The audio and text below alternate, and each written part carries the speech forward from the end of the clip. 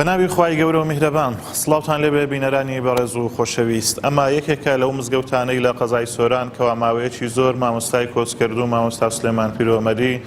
خزمەتی ئاینی پیرۆزی ئیسلامی تێدا کردووە. ئێمە ئەمانەوێتن ناسانەیەک بۆ پێگەی زانستی و شەرعی مامۆستا بکەین، هەروەها لە ڕووی خەرمخۆری بۆ کاروباری مسلمانان چەند کەسێک لە نزیکەوە ئەدوێنین. فەرموون بینەرمان بن.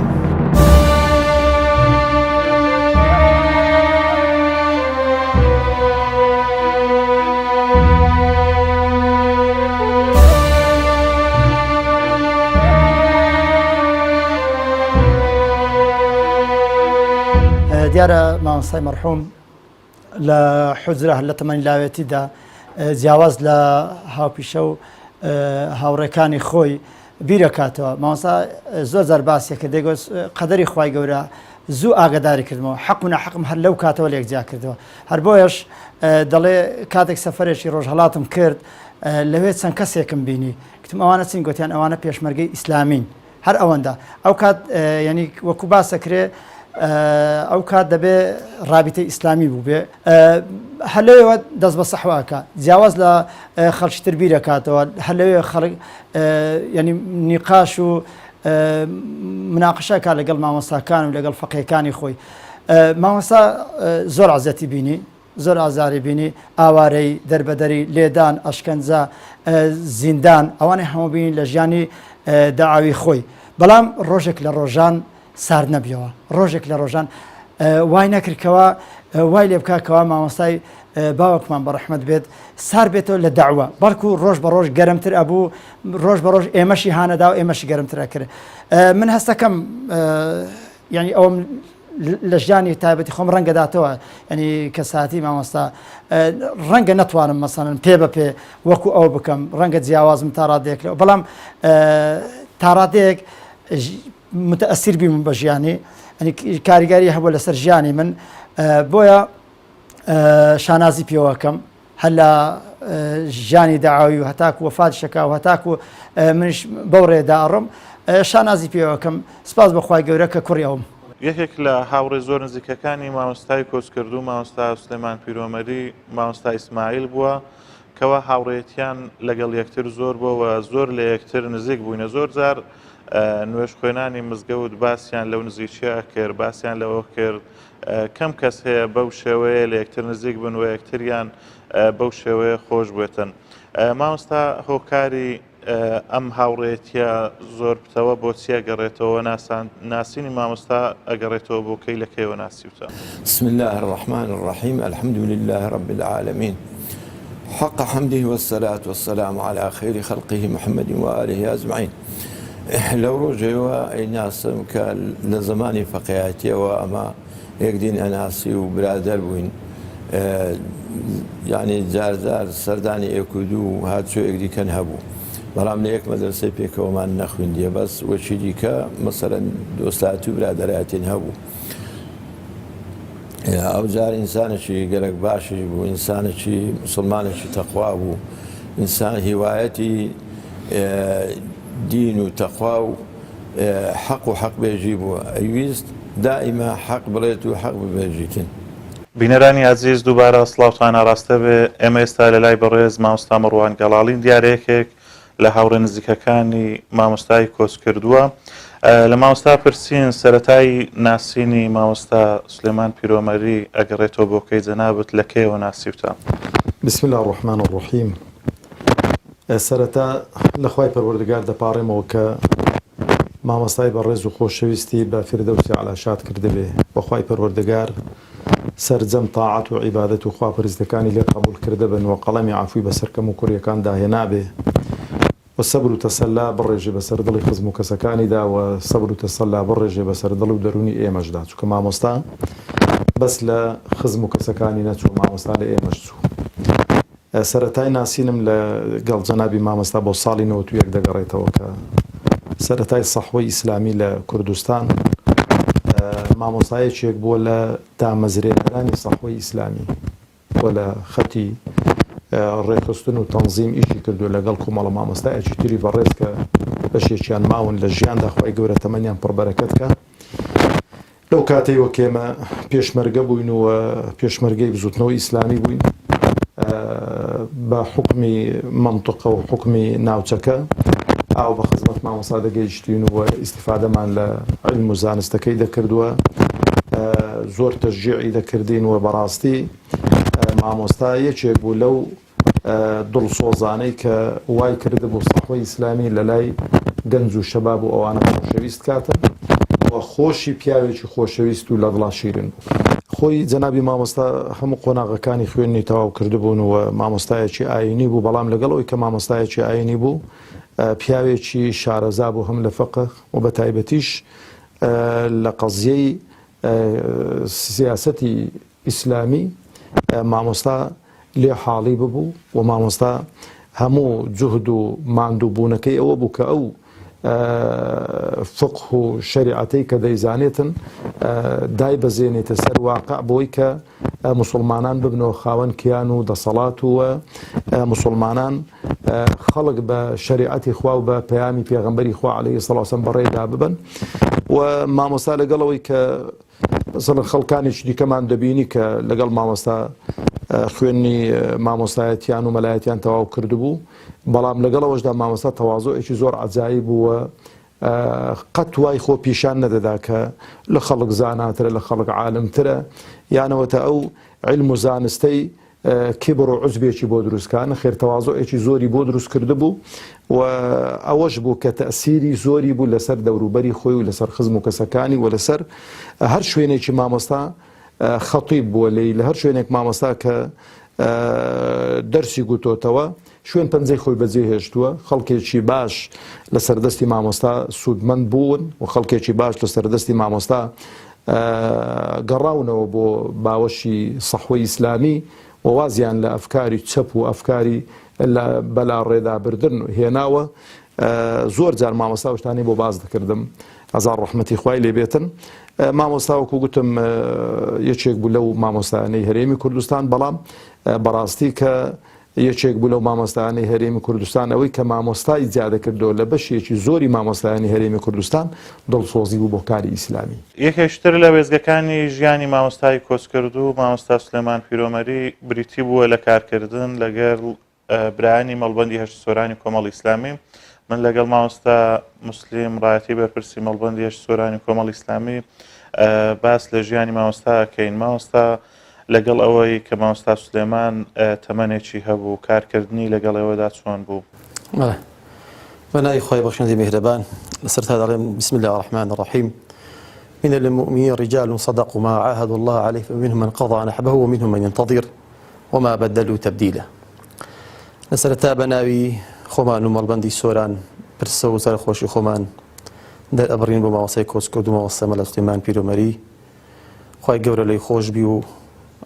بە بەهەشتی پانوبەری شادی بکات و سەبر و ئارامیش بڕژێنێ بەسەر دڵی کە سوکارەکەیدا ڕاستی لە دەستدانی مامۆستا بۆ ئێمە کۆچێکی گەورە بوو لە دڵەوە بۆی بەخەمین بەڵام بە قەدەری خوای گەورەش ڕازین مامۆستا گەردەنی ئازابێ و سەفەری خۆی کرد و کۆچی خۆی کرد تەمەنە ئەکەین کە خوای گەورە بە فیردەوسی ئەعلای شاد بکات طبعا مامۆستا ماوەیەکی باش لەو دەڤەرە ژیایە و لەگەڵ ئێمەش کاری جەماعین پێکەوە کردیە ئەو پیاوە سەبەت بۆ پسەری جەنابت کە چۆنەتی کارکردنی مامۆستا بەو تەمەن و ئاسی خۆیەوە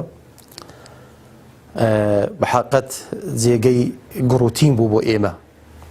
چکە مامۆستا لێرە لە هەموو بەتەمەنتر و گەورەتر بوو ئەم پیاوە هەتا ئەو کاتی وەفاتیشی کرد لە کاری ئیسلامی ڕۆژێک لە ڕۆژان سار نەبووە ڕۆژ لە ڕۆژ گڕوتینی زیاتر ئەبوو دڵسۆزی زیاتر ئەبوو بەڕاستی بۆ ئێمە ورەیەک و پاڵپەتەشی بەهێز بوو لە ڕووی معنیەوە کاریگەری زۆری هەبوو لەسەر ئەندامانی ئێمە یعنی ئەگەر لە هەر کاتێک بایە لە هەر ساتێک بایە تەکلیفێکمان لە مامۆستا کرد بە یادی بەخێر مامۆستا لە کاتی خۆی ئامادە ئەبوو درێغی نەئەکرد دوانە ئەکەوت دڵسۆز بوو زۆر بە حەماسی و گڕوتی نوێژەکانی خۆی ئەکرد یعنی تەمەن نەبوو بربەست لە بەردەم مامۆستا کە نەتوانێت لە کار و چالاشیشی کاری ئیسلامیدا دواب بکەوێت بە شەوق بوو زۆر و وێڕای ئەوەش ئیشەکانی زۆر بە دڵسافی بە ئیخلاسی ئەنجام ئەدان لە هەر شوێنێک بە سوبحان الله ینی دەست و پەنجەی مامۆستا لەوێن دەردیار بوو کاریگەری مامۆستا لەو مەزدیسە لەو شوێنە لەو مەتیقیکە تێدا ئەژیا کاری تێدا ئەکرد لە هەر ئۆرگانێکی حیزبی بدیت رابایە مامۆستا لەوێن دەر جێپەنجەی خۆی بەجێ دەهێشت و تەئسیریشی هەبوو لەسەر ئەندامان بە شێوەیەکی گشتی و بە تایبەتی بە شێوەیەکی گشت لەسەر موسڵمانان مامۆستا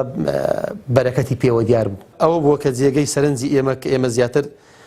تیشی بخەینە سەر ئێمە لە ئەگە هەر مناسبەیەکمان هەبایە هەر کارێک هەر ساڵایشمان ئەنجام بدابایە مامۆستا لە پێش مەوعیدی خۆی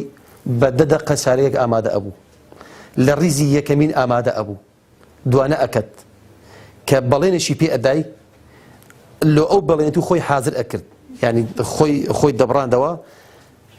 ئەو بەڵێنەی توی لە کات و سات و ئانی خۆیدا جێبەجێ ئەکرد ئەمەش بەلامانەوە سەی مامۆستا تەمەن شۆفێریشی نەبوو ینی سیارەی نەبوو شۆفێری تایبەتی نەبوو بەڵام لە هەمان کاتیشدا لە ئیش و کاری خۆی سوبحان الله دوانە ئەکرد ینی شتێک ناوناخیدا هەبوو کە پاڵی پێوە ئەنا کە کارەکانی خۆی بەو شێوەیە ڕاپەڕێنیت ئەو شتێ ناوناخی مامۆستای کە جەوهەری ئیسلام بوو بە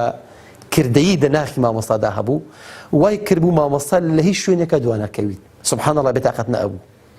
ئەوە ینی گەنجانی زۆر لەلایەن ئەپرسی مامۆستا چۆن بۆ سەد و ڕیشە ینی بەو بێ ئیمکانیەتە جەنابت لە پێش دەیان و سودان کەس لە شوێنی خۆت ئامادە ئەبی دیارە سەرەتای کاری مەلایەتی مامۆستا ئەمەرا سولێمان پیرۆمەری لە دەڤەری باڵەکایەتی بووە بە تایبەتی لە گوندی پیرۆمەریش مەلایەتی کردووە ڕۆڵی ئەو چی بوو بە تایبەتی لە گوندەکەی خۆی لە باڵەکاتی لەو شوێنانەی کە کاری مەلایەتی تێدا کردووە بسم الله الحمد لله والصلاة والسلام على محمد وآله أجمعين طبعا جنابی مامۆستای بەڕاستی ڕۆڵێکی زۆر ئەکتیڤی هەبوو لە مەنتیقەی باڵەکایەتی و لە ئەو شوێنانەی کە بەڕاستی مەلایەتی لێکردیە توانیوێتی کارکتەرێکی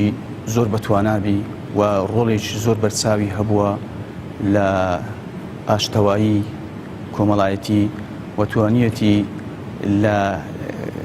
ئەو خەڵکەی کە لێک دوورە لێک عادزە لێک دابڕایە بەڕاستی زۆر بە حەچیمانە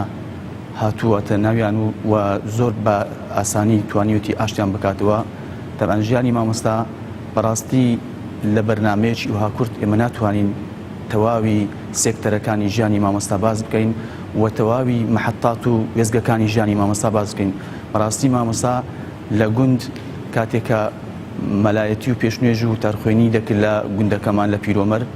بەڕاستی ژن و پیا و گەنج و لاو و بەسەڵاتچوو هەمویان مامۆستان خۆش دەویست لە بەروی مامۆستا کەسێکی بەڕاستی زۆر سادە بوو کەسێک بوو بەڕاستی حەزی لە دینداری بوو حەزی لەوە بوو کە بەڕاستی خەڵک برابی تەبابی و نیزاع و کێشە و مشکلە وەلا بندرێ بەڕاستی مامۆستا ئینسانێکی زۆر خاچی بوو یعنی کاتێکە منداڵێک لەگەڵی دادەنیشت بەبێ مجامەلە بەبێ ئەوەی کە ماندی بێ بەبێ ئەوەی کە هەست بە ماندیبوون بکە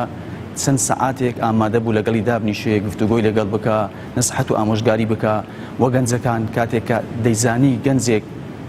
لاڕێ بووە مامۆستا ئەسپی خۆی تاو ئەدا دەچوە خزمەتی و لەگەڵی دادەنیشت و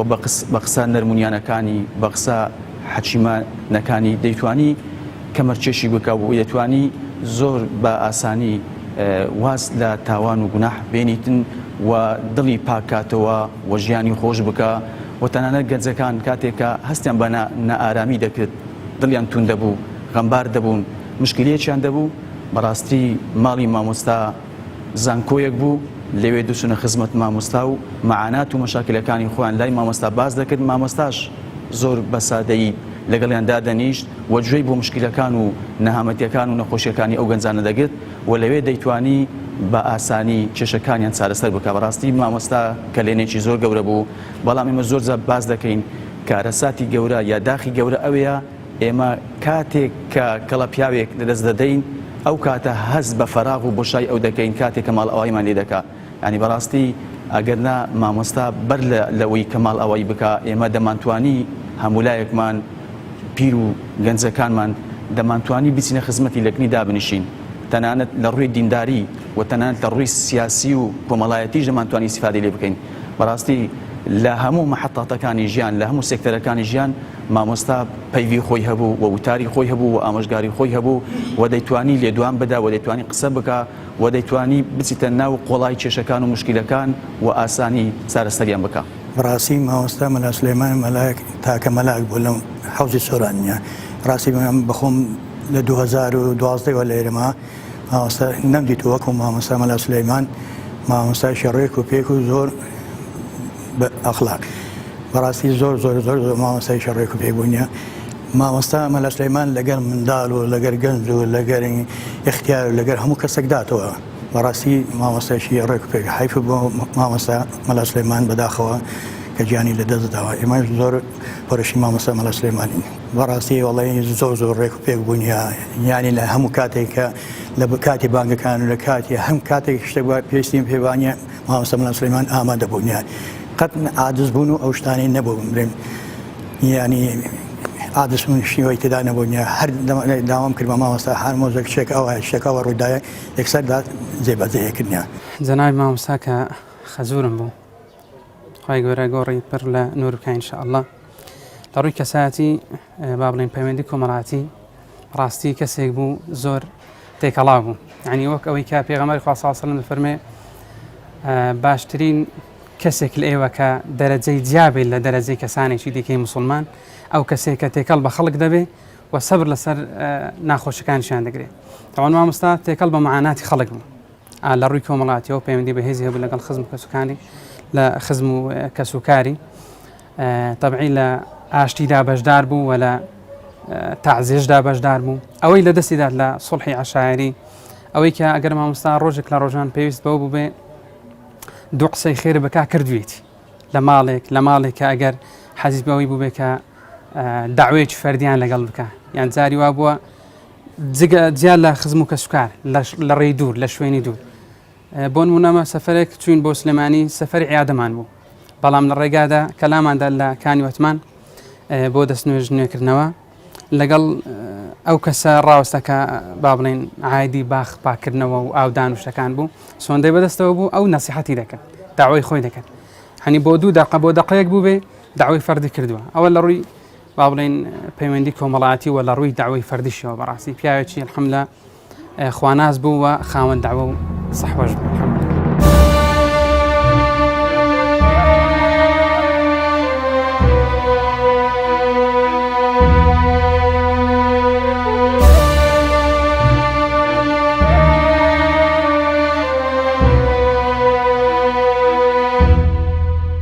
کاری مەلایەتی و پیشەی لە یەک لە گوندەکانە بێ لەوێ لە سەردەمی بەعس یەکەم ڕوبەڕووبوونەوە دوورخستنەوەی لەو کاتەوە بێ. دواتر ڕاگوازرێ بۆ ئێرانە و کە لەژێر با بڵێن چاودێری چڕدا ئەبێت، بەڵام کۆڵنادا بەردەوامە بێ تا ساڵی ئەوەی بەبیرم دێ لە ساڵی 98 لەوێ کە ئەوەی لە ژانی خۆم بەبیرم دێ نازانم پێشتر ڕەنگە هەوێ یان باسی نەکردی یاخود من نەمزانی بێت بەڕێزیان لەو کات کە شەوێک لە شەوەکان ئەیبەن هەموو گیانی ئازارەدەن بەلو لە تفەنگ و تەنانەت چەند گول لە تفەنگێک بەسەریدا ئەتەقێنن، بەڵام خوای گەورە ئەو عزەتەی پێدا بوو کۆڵی نەدا. ئەمە دووەمیان بوو. لەوێ کە ماڵە گوازرێتەوە بۆ دەڤەری خۆی و زێدی با و باپیرانی خۆی دەڤەری باڵەکاتی هەرگوندی خۆی پیرۆمەر، لەوێ ماوەیەک پیشەکەی لێ ناگەڕن پیشەی خۆی جێبەجێ بکە بە لانە کۆمەڵایەتەکە هەوڵەدەن کەوە بتوانێت وتار بدە. ماوەیەک وتارەدا لەوێ دووری یەخەنەوە کە لەوێ دووری یەخەنەوە زۆر بەبێ ئەدەبانە وەکو سەردەمی بەعس ئاسا دێن لە ماڵ ئەیبەن بۆ زیندان و چەند شەوێک ئەهێڵنەوە لە زیندان، بەڵام لەبەر ئەوە عیزەتمەندانە لەبەر ئەوەش کۆمەندانە ژیا لەوێش ئەو سزنەی کەوا لێ بوون لەوێ ینی قۆستە بیەوە، ینی ئەوانەی کە لەوێ بوون هەمیان معجەب بوونە بە مامۆستای مەرحوم، ئەوانیش ترسان ینی کە مامۆستایان ئازاد کرد لەبەر ئەوە نەبوو مەسەڵەن بڵێن شتێک لە شتەکان بەڵکو لەوە ترسان کاریگەری بۆ سەر ئەو زیندانیانەی کەوا لەوێ هەنە دواتر لەوێ دەهێنەوە بۆ ناو وەزارەت لەوێ داوامی پێەکەن دوای دیسان ئەچێتەوە گوندوی ئەنی تا ئاخیرەش شێوێک لە شێوەکان تەنها ئیمامی دووەم بوو نەیەتوانی وتارزە لە سەردان و شتیوارش زۆر هیوایەتی سەردان بۆ مجارێک بۆ بابچینە سەردانی فڵان نەخۆشەی پیسکە نەخۆشەی مانێ ڕۆژ هەبوو ئەسوینە سەردانی دوو نەخۆشە سەیە هەندێک ڕۆژە مانە ڕۆژ نەبوو کە سەردانی نەخۆشیی نەکەن هەندێک وەختان یان هەندێک ڕۆژان سەردانی دوو نەخۆشان نەکرد سیان نەکە هەندێک زار نەخۆشە هەندێک زاریش پرسیارێکی کەسی نەخۆش نییە جاگە نەزانی بە کەسی نەخۆشە ناسوین مەسار بیزانی باە گۆ بابچین سەردانی نەخۆشی بکەین هیوایەتی دینی ئیسلامە تێبوو کاتەی دو ساڵیش بوو لێرانە ئیمامی مزگەوتی لە مزگەوتی پیرەباوی کە ئەو مزگەوتەیە دو ساڵ بوو لێرانش ئیمامەتی ئەو مزگەوتەیە کرد و دەرسی بە تەڵەبانە گوت و هیوایەتی دەرس گوتنەوە بوو بە تەڵەبا بڵێ و دەرس خوێنی هەبوون هەندێک قورئان خوێن و مەسەلەن دەرسی شەرعی و ئەوانە گەهبان دەرسێ گوتەوە خەمخۆری خەڵکیش بوو ئەوەندی لە توانایدا هەبایە ئەوەندی دەسەڵاتی هەبا زۆر بە خەمی خەڵکیوە بوو زۆر لە بینی مەسەلەن خەڵکی ئەسوودات ئەگەر سولح و مەسلحەتێک ئیشێک هەبای خەڵکی جێبەجێ کردووە لە بینی خەڵکی ئەسوودات لۆ چاکەی و لۆ پێکهینانێ و مامۆستا کە هەر بێ شەرعیەکی بینی باە گەورە بایان بچووک بە لەسەری باز نەدەدا و بە ئەسلوبێکی جوان مامۆستا هەوڵی دەدا ئەو خەڵکە بجێڕیتەوە باوەشی ئیسلام بیجێڕیتەوە بۆ پەیوەستبوون و پەیوەندبوون بە شریعەتی خوای پەروەردگار و تەبارەک و تەعالا و مامۆستاوەکو گوتم طبیعاتێکی هەبوو لەگەڵ گەنج و منداڵ و پیر و لەگەڵ هەموو چین و توێژێکی دەهاتەوە بەڵام هاتنەوەکەی لەسەر ئەساسی ئەوە نەبوو کە بڵێ تەنازول لە عەقیدە و لە مەبدە و لە بیر و باوەڕی خۆی بکاتن پیاوێک بوو بەڕاستی دەیزانی بۆ لەو دنیادا دەژیتن هەدەفی چیە لەو دنیای چکە ئینسان کە زانی بۆ لەو دنیایدا دەژیتن هەدەفی چییە ئەو کاتەی عەتای زۆر دەبێ بەرهەمی زۆر دەبێ مامۆستایەکێک بوو لەوانە و مامۆستا پیاوێکی عەمەلی بوو پیاوێکی عەمەلی بوو بەڕاستی ئەوەندێک کە من لە خزمەتیدا بووم و پێکەوە بووین و هەم لە کاری بانگەوازیدا و هەم لە کاری سیاسیشدا چونکە قەدەری خوای گەورەوە بوو کە من مەسوولی مەڵبەندی هەولێر بووم جەنابی مامۆستای بەرپرسی لە قیزانایانمان بوو لێوێندەر ئەوە زیاتر لە کۆبوونەوە و لە ئەوانە یعنی پیاوێکی عەمەلی بوو پیاوێک بوو بەڕاستی ئەو جۆرە پیاوانەمان زۆر زەرورن و پێویستە کە ئەم جۆرە پیاوانە زیاد بن لە ناو عالەمی ئیسلامیدا بۆی کە هەیبەتێک بۆ مسلمانان بجێڕینەوە هەیبەتێک بۆ ئەهلی ئیسلام بگەڕێتەوە ئەهلی ئیسلام غوربەتەدا نەمێنیتەوە من چەند شتێک لە ماڵەدا ئەبینم یەکیان سەدقی بەرامبەر ئەو ئیسلامە دومینیان دڵسۆزی و ئیخلاسی سێمینیان بەپەرۆشی ئەم سەتانەوەی لە مامۆستا کردبوو کە خەڵک خۆشی بێت خی گەورە فەرمێت لە قورئانی پیرۆز أعوذ بالله من الشيطان الرجيم إن الذين آمنوا وعملوا الصالحات سيجعل لهم الرحمن ودا أو بيوا أتوان أو آتي بعمري زي كردبو هل كسيك ما مصي بدي بقى خوش أويست أو اشتغل صار كما يعني دلصوزي ما مصطاي صدقي ما مصطاي لنبراني ما مصطا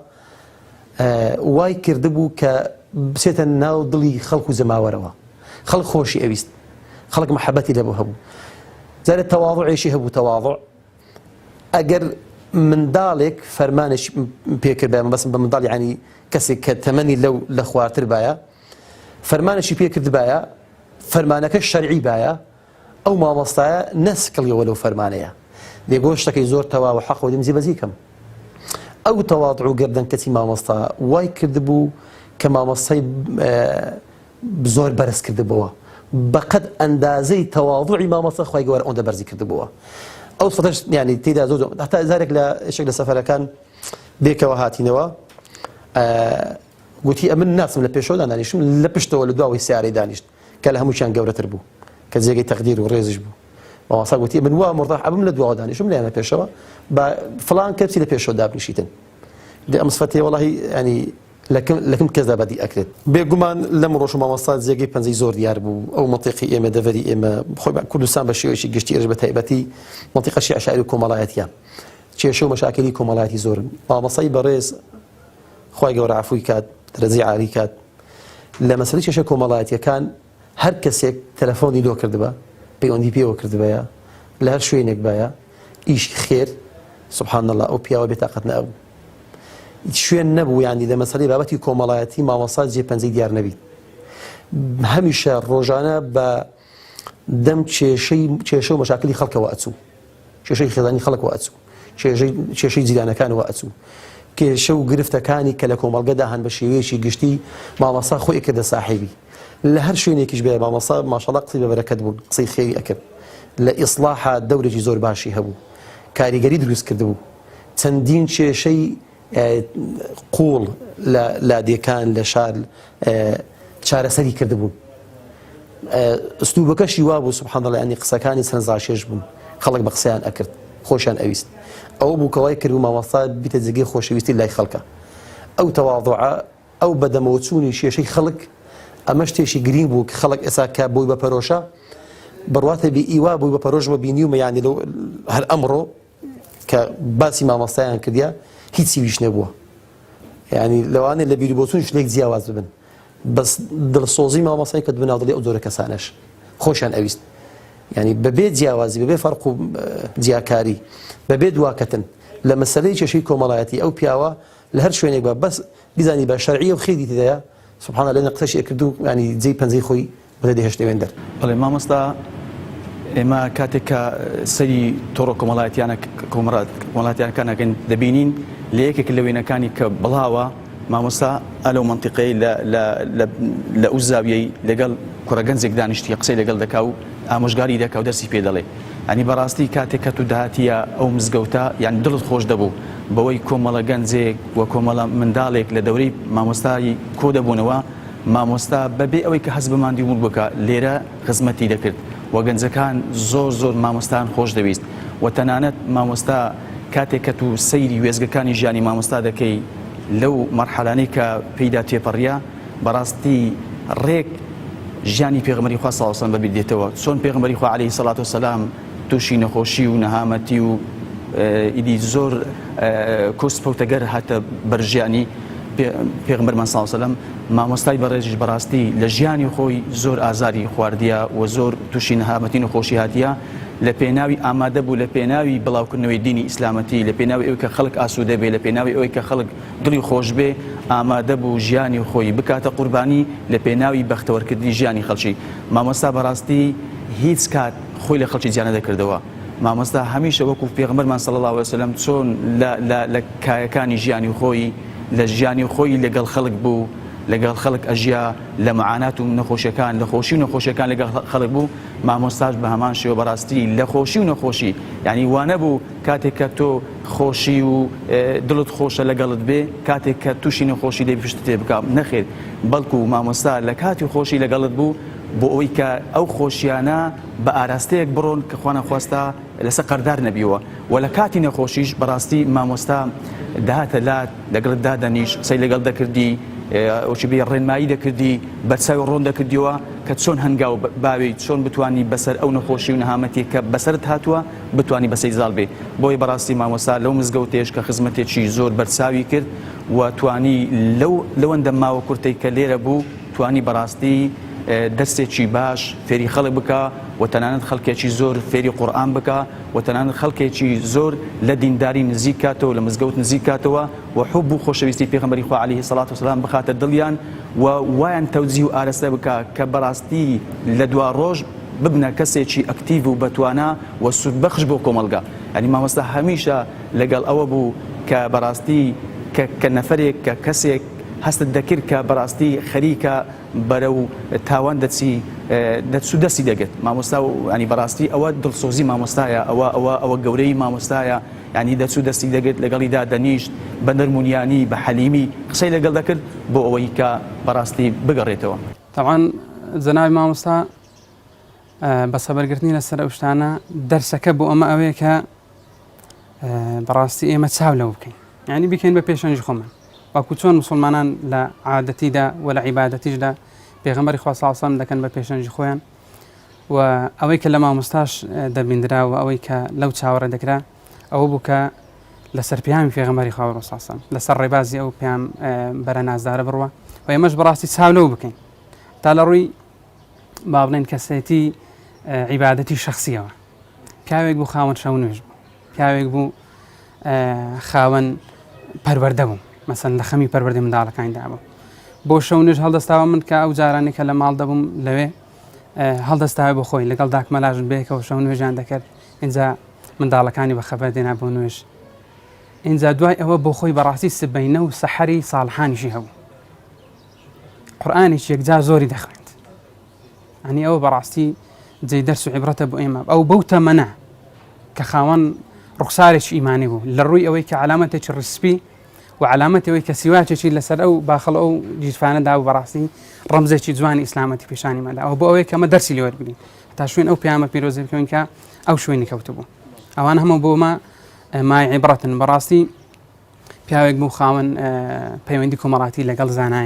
زانایانی سەرڕاستی زۆر خۆش نوویستن زۆر حەزی بە لیقای ئەوان بوو بۆی هەر لە دو هەفتەشدا کە من لێرە بووم سەردانی کۆمەڵک مامۆستا لای بەستۆڕە و مامۆستانی بەحرکە و مامۆستانە بووین هەر لە خزمەت مامۆستا مەلا تەیبی بەحرکە و مامۆستا مەلا تاهیردا گفتوگۆی تەمەنیش کرا بەڕاستی لەوێ مامۆستا گوتی بەسە جا ئەوە دەم هێنا تا ئێرە بەسمە یعنی وەکەوەی کە علامەتێکە با بڵێن بە ئێمە ڕابگەینە کە بەڕاستی تەمەنم کۆتایی هاتووە خی گەورە گۆڕی پردان و کایش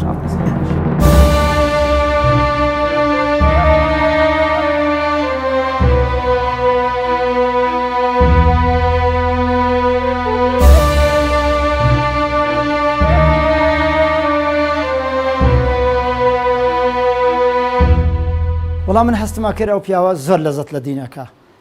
هەستما کرد ینی مرتاحە بەوەی کەوا بازرگانی ناکا بەدین مرتاحە بەوەی کەوا دەیەوێ ئەو پەیامە وەکو خۆی بگەێنێ ینی زۆر هەوڵێدا لە ناو خزمەکانی ینی لایەنە کۆمەڵایەتیەکەی قۆستبیەوە بۆ ئەوەی کەوا ئەو پەیامە بگەێنێ ینی وانە بوو بچێت خوانە خواستە لەگەڵ ڕێزم وەکو خەڵکانێک پرسەیەکی کۆمەڵاتی هەیە پرسەیەکی ماتەمینی هەیە بچێت لە لای ژووری مەجلیسەکە دانیشێت تەنها بۆ خواردن و تەنها بۆ قسەی گەورە گەورە نەخێر ئەو ئەی خۆستەوە بۆ ئەوەی کەوا ئەو پەیامە بگەێنێ ئەو داوا بگەێن نەک بۆ ئەوەی کەوا شان و باڵی خۆی پێجی بکات و بۆەوەی کەوا خۆی پێ بەدەرخان نە بەڵکو سادە و خاچیەکەی وای لێ کرده بوو خەڵک ڕێزیانەگرت بەوەی کەوا ئەویش ئەو پەیامەی خۆی ئەگەیاند لە ساڵی 53 لەدایک بۆ لە ساڵی با بڵێن لە 2020 دەکاتە 67 ساڵ تەمەنی بوو لە دوای خۆی ئێمەی جێهێشتووە ئەو ئەمانەتەی بە ئێمە سپاردووە ئێمە با مەردی خوابین بۆ خۆم ئەوجا بۆ براکانم بۆ خوشکەکانم و بۆ دەوروبەری خۆی بە سەرجەم خزمەکانی و هەروەها بۆ تەواوی مسلمانان زۆر ناڕحەتی بینی زۆر ناڕحەتی بینی بە مردنی خۆشی مرد زۆر ناڕحەتی بینی کەواتە بە مامۆستانی بەڕێز ئەو پەیامە بگێنن خی گەورە خۆتان نەزان ئەزەلی داناوە تەقدیری کردووە بەچی ئەمرین کەواتە مەترسن لە گەیاندنی ئەو پەیامە مەترسن لە گەیاندنی پێیان پێغەمبەری خوا بەخوا نەشەرمی تێدا نەنەنجی تێدایە نەعیبەیەک تێدا بەڵکو سەر بڵندی دنیا و قیامەتن هەروەکو چۆن باشی مەرحوممان بەو ئیسلامە گەورە بوو بەو ئیسلامە جوان بوو بەو ئیسلامە بە عزت بوو هەولیشی ئەدا ئەو ئیسلامە عزەتی بمێنێتەوە والله سەرنجکێشانی وی هەر ئەوەیەکە دیتم ئەو پیاوە لە قەدیمەوە دەگە سەحوەی ئیسلامیدا بوو و زۆریشیان ئەزەتدا زۆریان ناڕحەت کرد زۆر غەم و خەفەت و پەژارێدین زۆر لێدان و سزم و شتیوارەشی خواست ئەوەم یعنی پێ سرنجی ڕاکێشام کە ئەو پیاوە ئینسانێکی مسلمانە و مسلمانێکی بەڕاستیە کە وازی نەینا لەو سەحوەیە وڵی دووشت زۆر سەرنجی ڕاکێشاوم جاقەتیشم لە بیر ناچم یەکیان تەوازۆی مامۆستا ینی من بە حکمی تەمەنی مامۆستا زۆر لە ئێمە بەتەمەنتر بوو جانەک هەر بۆ من کە بۆ نمونە پۆستێکی لەوانەیە سیاسیم بوو بێتن یان پۆستێکی ئیداری بەرزترم بوو بێتن ینی هەر ئەگەر گەنجێکیشت بان کردە بە بۆ کۆڕێک بۆ سمینارێک کە مامۆستا علمی پێبووە لەو سەری هات بووە تەماشەت دەکرد دەهات لە ناو ئەو گەنج و شەبابانە مامۆستا دادەنیشت و بەبێ ئەوەی کە گوێ بداتەوەی بزانێ داخۆ هیچ مامۆستایەکی دیکەی ئاینی هاتوون یانە نا. ینی دوو مامۆستا سێ مامۆستا تێنە دەپەڕین کە بەڕاستی هەندێکیان لە ژیان داماون پێم خۆشنێ باسییان بکەم. مامۆستا وەفاتی فەرمووە بۆ باسیەوە دەکەم کە ئەو تەواضوعی مامۆستای زۆر جوان کردبوو و بەڕاستی مامۆستا ڕۆژێک لە ڕۆژان هەستم نەدەکرد کە مەسەڵەن گەنجێک یان هەریەکێک لە ئێمە کە محاضەرەیەکی دەدا و تارێکی دەدا جەنابی مامۆستا لەوێن دەرێکە دانیشت بوو بێتاقەتی پێوە دیار بێ یانەوەتە بڵێ من مەسەڵەن هەموو قۆناغەکانی خوێنی مەلایەتیم تەواو کردووە بۆ بێم دانیشم بەرامبەر بە گەنجێکە قۆناغەکانی خوێنی تەواو نەکردوون بەراورد ناکرێت بە علمی مامۆستا. ئەو خاڵێکی زۆر گرنگ بوو لە شخصیەتی مامۆستا کە زۆری خۆشەویستی کرد بوو لای گەنج و شەباب و خوشکان و برایان و بەعام بەڕاستی. ئەوەی دووەم کە زۆر جار کە باسی وەزعی سیاسی هەرێمی کوردستانمان دەکرد مامۆستا دەیگۆ قەت دڵت خۆش نەبێ بەو ناڕازیبوونی خەڵکەی دەمگۆ بۆ مامۆستا دەیگۆ هەتا خەڵک لەسەر خوا تووڕە نەبێ هەتا خەڵک لەسەر خوا تووڕە نەبێ ئومێدت پێ نەبێتن. خەڵک ئەمڕۆ لەسەر خوا تووڕە نیە لە دەسەڵاتداران. قسەکەشی زۆر جوان و واقعیە. دەیگۆ خەڵک لەسەر قوتی خۆ تووڕەیە لەسەر نانی خۆ تووڕەیە سبەینێ کە نانیان بدەنێ قوتیان بدەنێ 1001 بێ شەرعیش بکرێ خەڵک مێشی میوان نابێتن. کەنجین ئومێدت بەوەی هەبێ بەو گۆڕانکاریەکی کە خەڵک چاوەڕێی دەکات کاتێکە ئەو خەڵکە لە بەرخوا تووڕە بێتن و بۆ خوا تووڕە بێتن. کاتێککە حرامێک دەکرێت خەڵک تووڕە بێ نیوچاوانی گرژ بێ کاتێک کە کوفرێک دەکرێت خەڵک نیوچاوانی گرژ بێ کاتێک لە شاشەیەک شتێکی بێشەرعی لێ دەدرێت خەڵک تووڕە بێت و هاواری لێ هەستێت و بێتە سەرجادە. قسەکەشی جوانە کە تەماشای واقعەکە دەکەی ئەو هەموو مزاهرە و ئەو هەموو خۆپیشاندانانەی کە دەکرێن یعنی غیری یەک مزاهرە نەبێتن کە جەنابی مامۆستاش لە پێشەوەی بوو جەنابی مامۆستای ڕەحمەتی کاتێککە لە بێڕێزی کرا بەرامبەر بە پێغەمبەری خوا عەلەیهی سەڵات وسەلام خەڵکی هەولێر مزاهرەیەکی مێژووی کرد بۆ دیفاعکردن لە پێگە و سەروەری پێغەمبەرمان عەلەیهی سەڵات وسەلام و بۆ بە جواب هاتن لەسەر پێغەمبەرمان عەلەیهی سەڵات وسەلام. ئەو دوو مووقیفانەی مامۆستا مووقیفی دیکەی گەلێک زۆرن بەڵام ئەوانە مامۆستایان زۆر وەکو بڵێ لە یادە مناچن ئەو مەواقیفانەی و شتی دیکە زۆرە لە شخصیەتی مامۆستا کە هەر یەکێ و لەوانەی بیدوێنی بە تایبەتی ئەو مامۆستایانەی کە پێکەوە ڕەفیق و هاوتەمەن بوون و ئەو قوتابیانەی کە دەرسیان لەلا خوێندووە و ئەو مزگەوتانەی کە وتاری لێداوە ینی مامۆستا تەرکیزی لەسەر یەکشت بۆ بەڕاستی خەڵک بچێڕیتەوە بۆ دینی خوای پەروەردگار تەبارەک و تەعالا و مامۆستا یەکێکە لەوانەی کە من بە خزمەتی گەیشتوم بەڕاستی زانی چۆن دەژی لە دنیا و چۆنیش دەمرێت. گرینگەوە ئینسان بزانی لە دنیا چۆن دەژی چۆن ئەو ژیانە کورتەی کە هەمومان مردنیە قەرزدارین ئەو ژیانە چۆن بەسەر دەبا و چۆنیش دەمرێتن. ئەمن شتێکی دیکەی مامۆستا زۆر خۆشە قەتم لە فکر ناچێتن. کاتێککە من بەرپرس بووم لە مەڵبەندی هەولێر کە چووم جەنابی مامۆستا بەرپرسی زانایان بوو تەماشەم دەکرد مامۆستا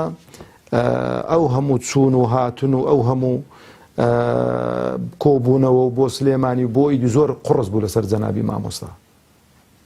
مامۆستا وەڵایەتم زۆر خۆش دەوی پێشنیارێکیشی بۆ دەکەم ئەگەر پێت باش بێتن تیسیە وتم وەڵاهی ئەگەر بە قسەی ئەو برا بچووکەی خۆت دەکەی ئەو پۆستەی تەسلیمی برایەکی دیکە بکە ئەتۆ براگەورەی هەموو لایەکمانی ئەو هەموو ماندووبوون و ئەوانە و لەگەڵ تەمەنی تو بەڕاستی ئەم بۆ خۆم شەرمەزار دەبمەوە کە ئاوا دەبینم کە دەڵێم دانیشتنی کارجێڕانی مەڵبەندیان ئەندامانی مەڵبەندە کاتێک تۆ دەبینم مەسەلەن دێم لە خۆم تەریق دەبمەوە. مامۆستا زۆر بە دڵفراوانیەوە تو وەڵی پێشنیارەکە زۆر جوانە و مامۆستا دڵسۆزیەکەی خۆی نەبەستی بۆ بە پۆست و شتیوالە ئەوە نەبوو بڵێ وەڵا ئەو پۆستەم لە کۆڵ بۆ جابسم لە ماڵەوە لێ دانیشم و ئیشم نەبێ نەوەڵا ئیشی زیاتری دەکرد و دڵسۆزی زیاتریشی دەنوان. جەماوەقیف زۆرن لە ژیانی مامۆستا. بەرحاڵ ژیان وایە خوای گەورە تەبارەک و تەعالا بە پێغەمبەر دەفەرمێ عەلەیهی سەڵات وسەلام ئەگەر ئەتۆ بمری وەفات بکەی ئەوان دەمێننەوە و ژیانێکی سەرمەدی و هەمیشەییان دەبێت نا هەمومان دەمرین بەڵام بەخوا ئیشاءالله حوسنی زەنمان بە مامۆستایە کە پەشیمان نیە بۆ ئەو دنیایە پەشیمان نیە بۆ ئەو دنیایە و ئیشاءالله پەشیمان نیە بۆی بڵێ قال رب ارجعوني لعلي أعمل صالحا فيما تركت أو لدى صلاتي بو بعقلي بيشكابي لخوا برستي ولا دينداري ولا سيلة الرحم ولا همشتك مع مسا الحمد لله هم مشاهدي تاچي بوددي وكل فرمودي بيغمبر اجدهاته عليه الصلاة والسلام ده فرمي هر مسلمان كسل مسلمان كدمريت مثلا كسل مسلمان باشي مردنك شهادتي بوبدن خواهي قرر شهادتي كان قبول دكا أمش براستي أو شاهدي بو زنابي ما مصاددم ولا قيامتي يشلي برسيارم كما مسا بياوشي مسلمان بو بياوشي بغيرت بو لسردين بياوشي بعزت بو لسردين ناخوشي ونارحتي زوري بسرهاتن ليدرا وإهانكرا لا تنزار لخطبة منع كرا هموي لسردين بوا يعني قال مرحبا يجي الظالم مستمكاراني كردبايا وكو خلشي دي كلوانيا جياني شي ظاهري دنيايا كان بو خوشتر كردبايا ولوانيا مالو من داركشي لوانيا اوريشي دي كان لدابانوا بلام قد ما موسى آماده نبوه بدين دنيا بخوات تمنى ذلك إنك خواي پروردگار تبارك وتعالى طاعة وعبادة خوا برستكاني بتسم قاتلي ورقرتبن وخواي پروردگار سبوري همو لا يشمان بداتن وخواي پروردگاريش بقوري وعظمتي خوي كلينكي او من بو بركاتو بمن دالكاني إن شاء الله. والله أجر سيري جاني ما مستابكي محطات جاني ما مستابك براستي هموي زي درسو زي عبرة الإنساني بلام أوي كأم براستي زور بمعزم بما مستاي كبراستي أوي ما مستا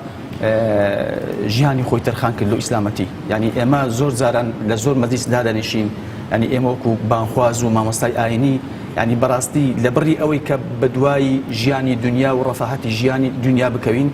بإما براستي تساولا ما مستا بكين ما مستا الرفاهية جيان وخوش جياني نويست لبيناوي أوي كجياني قيامة دستبل بكا يعني براستي أمن هميشه أو لبرساوم قلتوا وزور زارانيش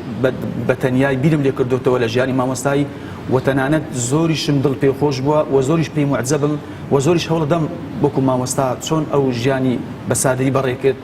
لبيناوي أوي كبراستي قيامتي لدسنتي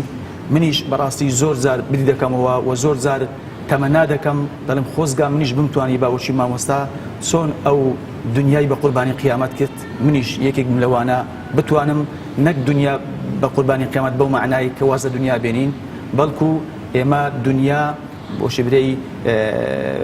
دلاقيكا يا قادر ميكا بوي كمان جينت أمان زي شي زور قبل ترك قيامة براستي نك إما خوانا خواستا دنيا من أو اندلا قولة بكين غاية قيامتي خمان يسدابني أما نيشك لو شتاني كإستاش هر لياد ما يعني براسي زيجي أوي إنسان حلوسي لسركاتن ما مصطفتي شي هبو حق بيجيك بو بمعنى كلمة الهرش يعني حقي بدي دبايا قصي أكر لسد هر كسي بوايا جارك لما دي سيكبوين دانش تبوين كومال خلشي ليبو يدي طبعا مديسي شوية قصة أكري دا هلكي قصيك فري أداد نفرك لين دربو واحد سمكد يعني بلي شي هي قصي شي كرد قصة كينا رواب إنها شرعيو ما مصطفى زور جواميرانا لي وجواب هات الرديشي زور جواني داوا وتي أول شيء زي إيتونيا شتيشي خرابت كرد دبي داوا اللي بردن لخواي خد بكي كأقصى خرابت كبيا يعني لسر إسلام سبحان الله خوي كربوا خاوني يعني خوي بصاحب أزاني لما سلي قلتني حق ايش يقول لو قزني كما وصى يعني وكو صفتي شي بردوامي هبو لقصي حق سبحان الله قولنا أدا يعني أتواني مولين أوفر مدي بيغمان فرمد أفضل جهاد كلمة حق عند سلطان جائر لهر شوين يكبايا إن حقي بدي دبايا قصي أكرد لسر أما سليج ما وصى بعد زوري دا ما وصى توشي كوس كردن بو ما وصى توشي سدن بو حتى ليش ياندا أشكنزش ياندا آزاري شنا بجيان سندين زاج هل لسر أو مسألة حق قوتن ما وصى بارباري زور كرديا واري زور قواستيني با أيش أي تواني وكو خلق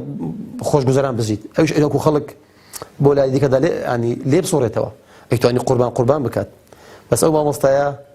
زاني شون أجي أور زاني شون أمري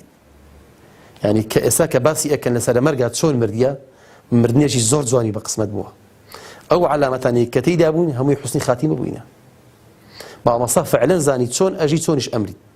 بعض إتواني مثلا درجة كاني خوش الدنيا بس الخويدا وعلى بكات ئەیتوانی بستە پێش بەس مامەسامان هەموو ڕەفز کرد لێش ئەنی ئەشکەنجە و زیندانی بینی ناڕحەت و نەهامەتی بینی کۆسکردنی بینی لە پێناو ئیسلامە زۆر شوێنی بەجێهێشتن هەموو ئەمانی قبول بوو بەڵام ماوەسە لەبەرەوەی کە خوای ناسی بوو خۆی ناسی بوو ئیسلامی وەک خۆی ناسی بوو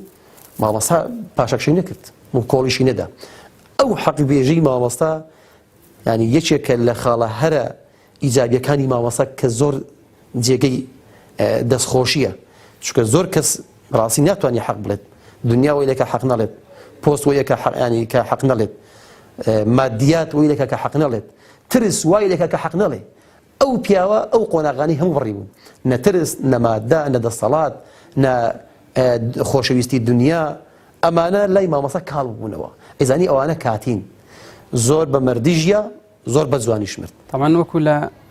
ئاەتەکانی خوای پەروەردگاردا دەرکەوتووە دەردەکەوێت نەسحەت و ئامۆژگاری بۆ تەواوی مسلمانان تێدا و لە فەرموودەکانی پێغەمبەر صلی الله علیه و سلم بەڕاستی خوای پەروەردگار باس لەو حاڵەتی ئینسانی مسلماندا کە داخل بە ئەو دنیا دەبێت یعنی ئێمە گەر پند لە ژیانی مامۆستا وەربگرین بەڕاستی ئەوەیە کە ئەو فەرمایشتانەی جێبەجێ کردبە بۆ ئەوەی ئەگەر چوو بۆ ئەوێ ئەگەر سەفەری کرد لەوێ نەڵێت قال ربي ارجعون خوا بمجێڕەوە یعنی ئەوە دەرسە دیسان بۆ ئێمە کە ئێمە پند لە وەربگرین ئەو بە تەمەنێکی ئاوە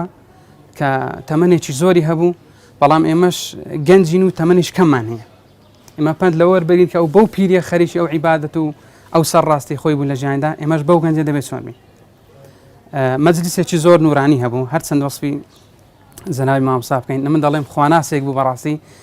وەکو خوای تەعالا خۆشەویستترین کەس نزیکترین کەسی خۆی بەرز دەکات و بەلای خۆی بابزان یەک لە علامەتەکانی پیا و چاچێتی ئەو پیاوە ئەوە بوو کە خوا با بڵێنێ ئەو هەموو خەڵکە ئەوی بۆ خۆ بردەوە ئەو نیشانەیە کە بەڕاستی پیاوێکی سەرڕاست بوو پیاوێکی خواناز بوو مامۆستا کە وەفاتی کردووە تەمان لەسەر قورئان دیارە سوڕەی کەهفی خوێندووە وەکو کوڕەکانی پێشانیدا دیارە ڕسمەکانی سەر مۆبایلیان کردوتەوە بەرنامەکان لا نەچوە تەمان سیر دەکەن لەسەر ئەو چیرۆک و بەسەرهاتەی بوو کە لە سوڕەی کەهف باس لە باخەکەی ئەو پیاوە دەکات کە خۆی بە باخەکە دەنازێ وەدەخەلە جەنەتەه وهو ظالم لنفسه ڕێک لەسەر ئەو شوێنە سبحان الله وفاتی کردووە کە باس لە با بڵێن ئەنجامی دنیا دەکات کە ئینسان خاوەن کردەوەی بەرز بوو لەو لای بەهشتی پێکەڕم دەبێت ئینشاءالله بەڵێ بینێرانی بەڕێز و خۆشەویست بەم شێوەیە گەیشتنە کۆتایی ئەم بەرنامە تایبەتیە لەسەر ژیان و کەسایەتی مامۆستای کۆس کرد و مامۆستا سلێمان پیرۆمەری داواکارین لە خوای پەروەردگار مامۆستای کۆس کرد و بە بەهشتی نەبراوەی خۆی شاد بکات و گۆڕی بۆ بکات لە باغێک لە باغەکانی بەهشت بەخوای گەورەتان ئەسپێرم خواتان لەگەڵ